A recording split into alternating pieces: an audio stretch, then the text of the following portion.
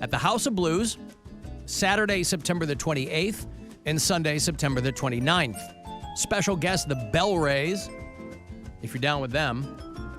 And I'll get you set up for that second night, 29th. Ticketmaster.com has got full information on the shows.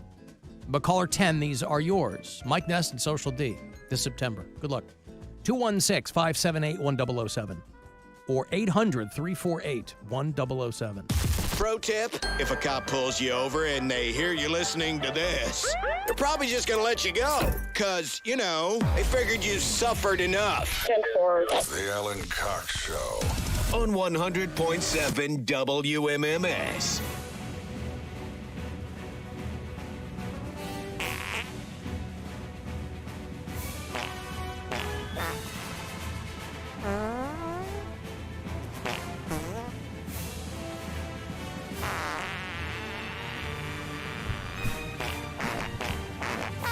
Boy, I really wish that they would play this version on Sunday night. Did you see they're doing Batman live at the State Theater? That's cool. I saw them do that at Severance Hall a few years ago. Yeah. It was really cool. June 23rd, 1989 is when Batman with Michael Keaton and Jack Nicholson came out. I know that because it was my 18th birthday. So this year, they're doing a 35th anniversary concert of that original Tim Burton Batman with that amazing Danny Elfman score. And they're doing it Batman live in concert this Sunday. Yes, the 21st. Boy, I'd like to go to that. Go. Then go. Here's the thing. Go. Here's Just the, go then. Here's the thing, though. What's stopping you? Tickets are like $40. And? I'm not going to pay $40 to see Batman. You're not seeing Batman. You're seeing an orchestra play Batman. I know. I know. That is a different experience. It's probably a mere pittance to see them perform this, but I guess I could sit in the pit. Yeah, I just thought that was cool. Somebody sent me, I guess Playhouse Square sent me a notice about this because, you know, I'm hosting a show at Playhouse Square a week from tonight. And so... what show is that? Oh, it's an evening with Phil Rosenthal. I'm so glad you asked. Phil Rosenthal? Yes. He has TV shows. He's good friends with Ray Romano. Yeah. Yeah. Hey, my friend Phil. Feed him. Are you gonna? You're not gonna be there, are you? No, I'd will love not. to bring you out. Oh, okay. Oh, if you want, I'll make an appearance to do a little Ray Romano. Hey, for, everybody. For Phil, he'll be like, "Oh man, it's like Ray's here." Yeah, I'll walk him out blindfolded, and then I'll see if he can tell the difference. I feed Phil. No, Phil Rosenthal, co-creator of Everybody Loves Raymond. He's been doing a travel show for a while called Feed Phil, where he eats, and he's doing a tour. And so they asked me to host his Cleveland stop, and that is next Thursday night at Playhouse Square. I don't know if there are still tickets available, but you can go to playhousesquare.org and look. But I'm very much looking forward to that. I've been preparing for it for a couple of weeks, getting my questions put together and the whole bit. But this Sunday, they're doing that 35th anniversary concert for the 1989 Batman. The live orchestra conducted by James Olmsted. Of course, the namesake of the town of North Olmsted. A lot of people don't know that. He's from that family. He likes to keep it quiet. Really does. Got that quiet money. But, yeah, I haven't seen the 89 Batman in a minute. But I love that movie. And I was so excited for it to come out. You know, they had announced it a good year and a half before it came out. And it was very exciting because it was going to be Tim Burton. People had gotten over the fact that they had cast Michael Keaton because people went bananas when they cast Michael Keaton because he had been a comedic actor. And there were all the nerds came out. This guy can't play Batman. Like, do you guys remember the show? You know, in the late 80s, people very much remembered the campy Batman TV show. So I'm like, this is not sacred ground that we're walking on here. Let's see what he's going to do with it. And when they put that advance lobby card out for Batman, and it just had the gold Batman logo, and at the bottom it said June 23rd, I couldn't have been more excited. Yeah, I saw that a couple times, and that was such a good movie. So good. Summer, because I think that came out that year, and Indiana Jones and the Last Crusade came out that year. Okay. I think Ghostbusters 2 came out that year. It was but Batman was definitely my favorite film that year. So it came out on my 18th birthday, and I ended up going to see it alone because I wanted to see it the weekend that it came out. And there was that wasn't really a date movie, at least not for me. There wasn't anybody who seemed interested in going to see the Batman movie with me. That just screamed nerd, I guess. And it's not like I was killing it in high school anyway, but it would have been nice. Would have been nice to sit there, watch it with somebody. I remember being on a date with a girl I really wanted to go out with, and so I would have done anything she asked me to do, and she dragged me to La Bamba because she was Puerto Rican. I don't know if Richie Valens was Puerto Rican, but she very much wanted to go see La Bamba. This was a couple years before Batman.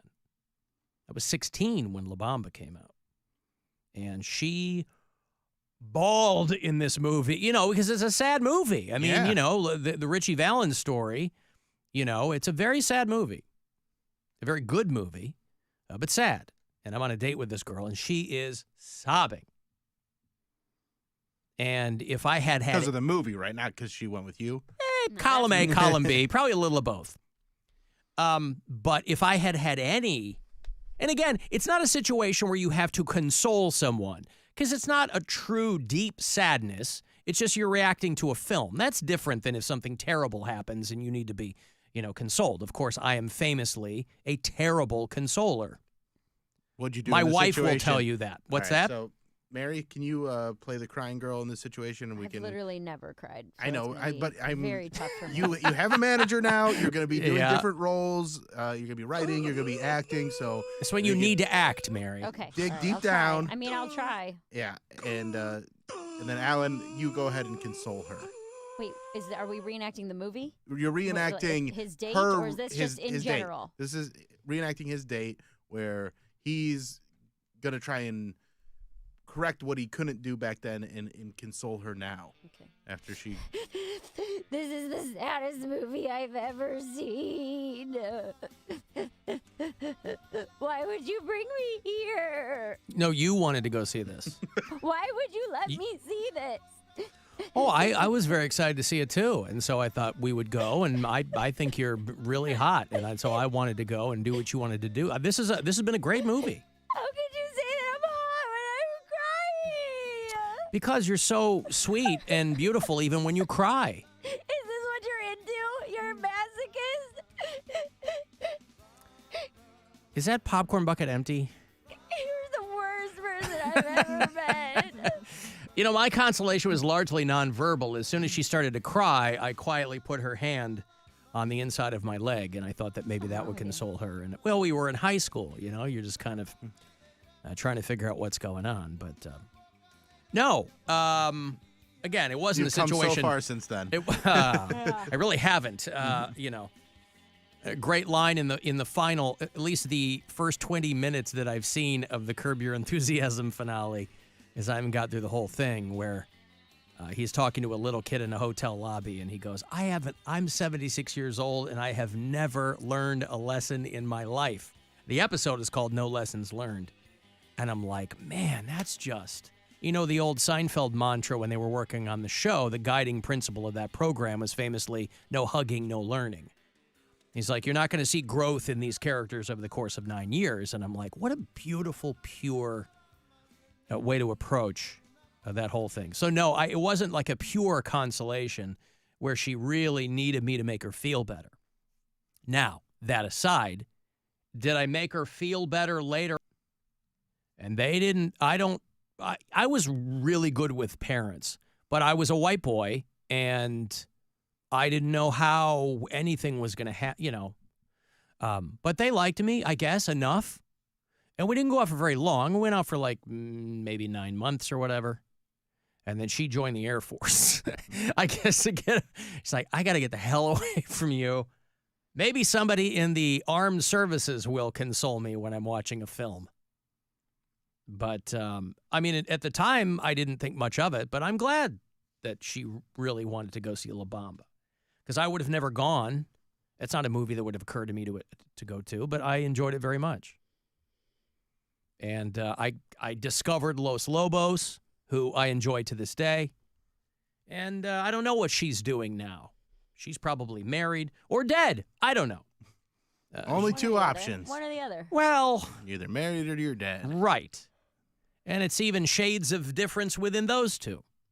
No, maybe she became a decorated pilot who crashed into the side of a mountain. Probably was heard about that. Posthumously given, huh? Like, how would we have heard of it? I don't know. In 1991? When people wait, so you think in 1990? So 2 years out of school, out of high? No. Pardon me? Yeah, I can't. You think in 1991 she died? I'm just saying we dated 87 to 88, and then she went into the Air Force. She could have easily been in the Air Force 3 years later. I imagine that word would have gotten back to me had she died. I think so. Yeah, I think so too. Did she become a pilot? She did. Yeah, that was the last message I got from her. I've saved it all these years. I didn't know what that meant. Hey, Bruce. Hey, how are you? How are you? This is Bruce Wayne, Batman. I want to let you hear my drum set.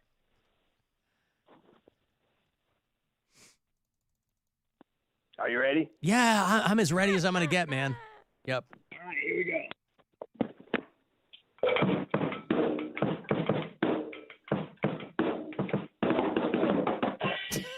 All right, enough of that.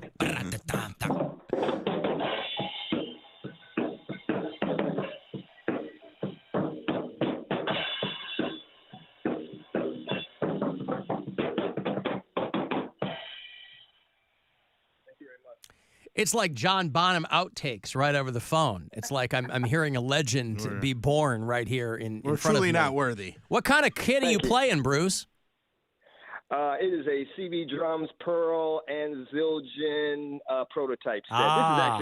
This is actually Brother ADX, man. You know who it is, man. Brother ADX. Why are you Bruce on my phone? I'm Bruce Wayne. For my I'm sorry. name. Right, Bruce Wayne. Right. I forgot the That's bit. my karaoke. What? Yeah. How many minutes have you been playing the drums? I've been actually playing since '85, man. I'm bad. You have not been playing the drums since 1985. If that's how you play. Yeah, I actually started playing when Purple Rain came out. I was actually playing guitar and bass before that. But it's kind of hard to hear the drums over the phone. No, it's not. Yeah, it's kind of like, maybe it's a little too loud for you guys. Right. All right. I'll assume you're a more accomplished guitarist. I'm both, and you know it just sounds. I mean, thanks for the John Bonham reference there. I mean, you know, he's one of the greatest drummers that ever lived. So thanks for comparing me to him. And Neil Peart, of course, and I play all of them guys. Petrucci, I play all that stuff, man. Beautiful. Yeah. All right. Well, throw me again? some Fishbone covers and get back to me, okay? I got you. All right. Thank you. There's Brother ADX, who is, I guess he calls Rover a lot, but he's cosplaying as Bruce Wayne, playing the drum since '85. I'll take him at his word, but come on. Anyway, so the 35th anniversary of Batman there at Playhouse Square. Hey, from bats to rats, are you ready for some rat chat? Oh, yeah. Rat chat!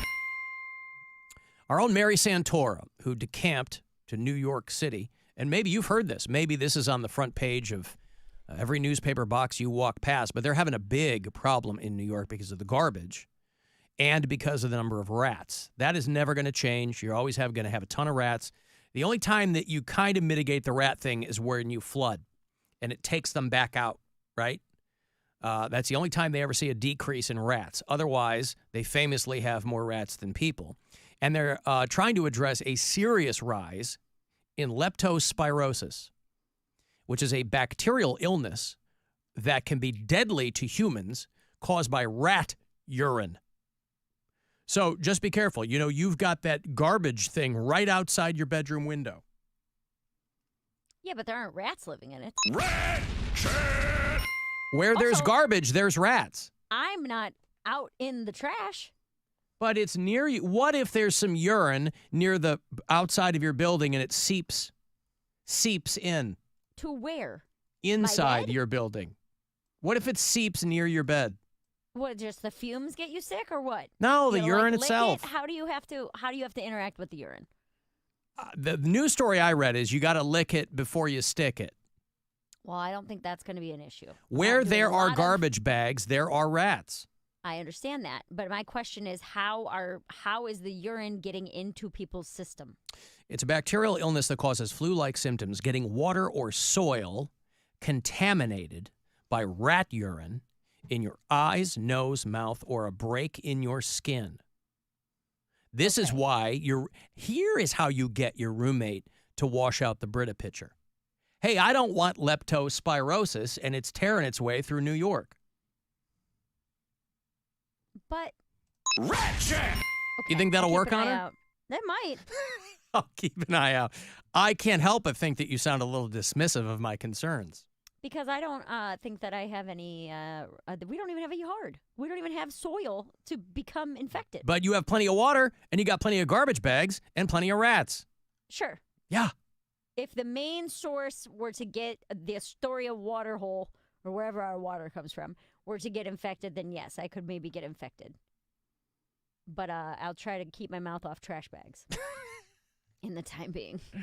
That's all I'm saying. Are you? Thank you. Am I wrong to be concerned about your multi-organ failure No, in not the at event all. that you get this? A little upset you would think that's how I'd get it, but you know what? Listen, man, you never know. No, I don't know. That's what I mean. You're just That's never know. why I'm. Didn't that water company guy call you last week? Yes, but I don't remember. He didn't mention anything about urine. He was saying that. I don't even remember what he was saying. I don't either. Rat check! All right, just be on the lookout because New York City is awash in rat urine, as you know, and there are a lot of people who are getting sick with this. How many people in New York? 9 million people? Something like that. Okay. In all of 2024, by the way, just to show you the dire situation they're in, 9 million people in the 5 boroughs. And they're really sounding the alarm on this because they've had 6 cases. Whoa. No. Those might be people who are putting garbage bags or live rats in their mouths. Live rats in their mouths. I would bet that 6 people in this city have put a live rat in their mouth. Out of 9 million, those are good odds. Like buskers, like street performers, or people who are Maybe. like hungry or... Whatever. Haha, look at this. Yeah. Squeeze it out, No, milk it like for a cow. the laughs. Yeah, for the lulls. They're out there doing it. People are weird here. Does New York still have their rat czar? I remember last year they hired a woman and they referred to her as the rat czar. That her sole job was to figure out the rat population problem. And they were giving her like millions of dollars to figure it out. I have no idea. I've not A met rat czar. I also don't see that many rats. I've told you guys that, where I'm like, I might see per week 1 or 2 in the subway. It's not like they're hanging out, like overtaking the cities or anything like that. Not in the daytime. Not in the daytime. Yeah, the nights. They work in the nights in the shadows. Rat check! But still, that's a lot more rats than you saw when you lived in Cleveland. Correct. So comparatively. Probably 0 per week, honestly, in Cleveland. 0 per week. Mm-hmm. So if a week went by and you didn't see any, you go, that tracks. Normal week. Yeah, normal week. On a week when you'd see 1, you'd go, oh my God, that's numbers way are shooting up. that's way more rats than I saw 100% more. last week. Oh, what a precipitous jump. I got Black Keys tickets for you. They're coming back home. They're doing that show at the Romo Fijo this fall, the International Players Tour. They got the Head and the Heart with them. Maybe you're not in the Black Keys, but you go, ooh, I really want to see the Head and the Heart. Well, that'll take care of it. And then $330, another $1,000. Listen for those keywords every hour to grab you $1,000 from the Buzzard Bookie. This is the Alan Cox Show. Everywhere on our free iHeartRadio app or whatever smart device you have. Just tell it to play the Alan Cox Show on iHeartRadio. Hey, this is Eddie Vedder. It's Mike McCready from Pearl Jam. Pearl Jam's brand new album Dark Matter drops tonight. We're excited to get the music out there. And you'll be among the very first to hear it in its entirety with iHeartRadio.